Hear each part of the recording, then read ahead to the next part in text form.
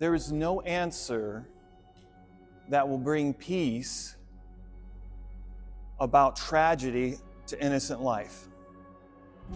Nothing that I can give you will satisfy your heart when it comes to tragedy to innocent life. Because if I could do that, then that means it's almost like excusing tragedy. And we should never excuse tragedy. As a matter of fact, we should do everything we can to stop it. Instead of thinking about how terrible these tragedies are, let's look at it this way. Let's think about how we can shift our focus to pain management. You remember when you were a kid and you were going on a long trip. Maybe you were going to a theme park or to a friend's house or to your grandparents' house. It was a long trip, and every 5 minutes, are we there yet? Are we there yet? Oh, how long will it be before we get there? Now, your parents' plan was to get you to your destination. Your parents' plan was to help you get to where you want to go, to have fun, to spend time with your family, right? Instead of looking to God and saying, God, why are you allowing this? Why aren't you preventing this? Recognize that God is on his way to doing so. He is on his way to putting a stop to the pain, the suffering, the tragedy to innocent life. And so when we think about it that way, we need to say, okay, God, how can I be a part of your plan? Shift the direction to looking at God, to saying, okay, God, how can I be on your team to help stop the tragedy that's in the world we live in today? Well, in Isaiah 58, verse 6, this is how God wants us to be involved.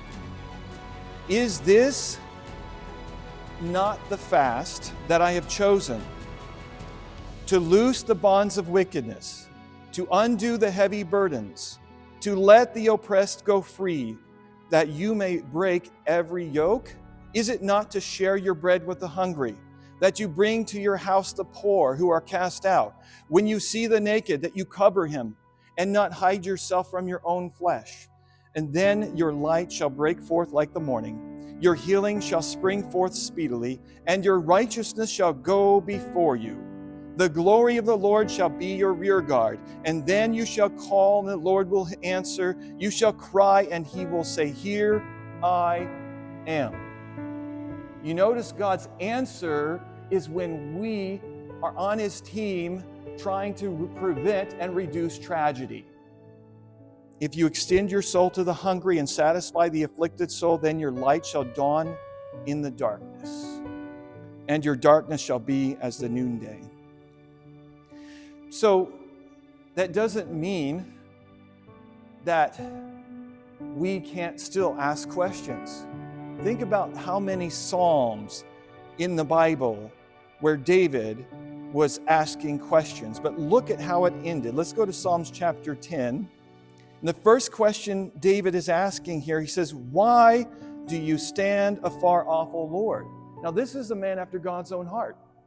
And he's asking God, why are you standing afar off? So we're in good company when we say, God, where are you, right? Where are you? Why aren't you involved? Why do you hide in times of trouble is his next question. That's exactly the question, essentially the question was being asked. Why are you hiding in times of trouble? The wicked in his pride persecutes the poor, and so on and so forth. But by the end of the chapter, listen to what he says. Verse 16, the Lord is king forever and ever. The nations have perished out of his land. Lord, you have heard the desire of the humble. You will prepare their heart.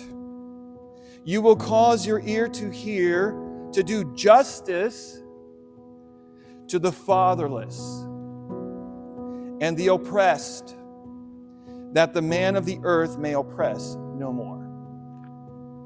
So my appeal to you is to not be okay with tragedy, not be okay with young children being raped, not be okay with hunger that's happening in the world. My appeal to you is to join the team of God in preventing and stopping this from happening. You have a footprint of influence in your life. You have the ability to change somebody's life for the better.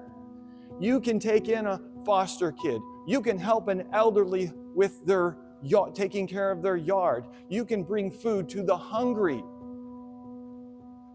You can do, it doesn't have to be big, it can be something small. God wants to transform the world through you.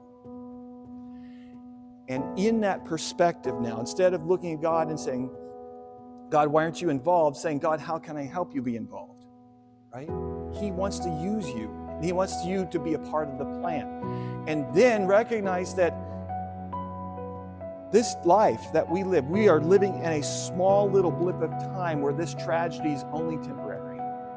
Because part of that plan is, like I said, when you get to the theme park, right? When you get to heaven, God says tragedy's done. It's over. No more. The answer on the character of God compared or contrasted to the character of the devil has been made clear. So know this. God hates tragedy. He cries. He weeps when he sees the innocent suffering. It hurts him. I promise you that. At the same time, allowing for this test, this temporary period of tragedy, has to happen in order for morality to really be understood.